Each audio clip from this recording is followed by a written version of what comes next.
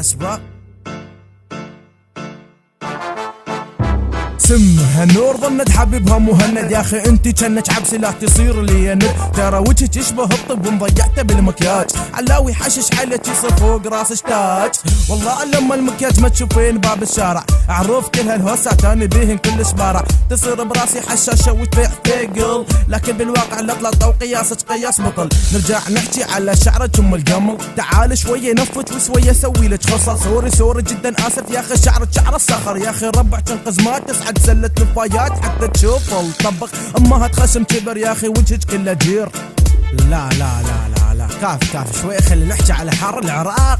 ترى صرنا خيسة يا اخي طقسنا ما يساعد. ما تقدر تطلع باب على طقس وحر العراق تقدر تشوي كباب. لبيتك انت مرتاح ولا برا انت مرتاح؟ قالوا جيب سبلت الحافظ هسه انت ترتاح. يا اخي جيبت اكبر سبلت وصرت انا هريسه. لو تجي تفوت من يمني راح تشتمني كل خيسه. يا اخي وين الكهرباء حتى تشغل انت سبلت؟ عندك فلوس هواي روح سافر يلا افلت. حاليا من الحر ما اقدر اضبط القوافي. تعبت ونعسان انا جدا طافي.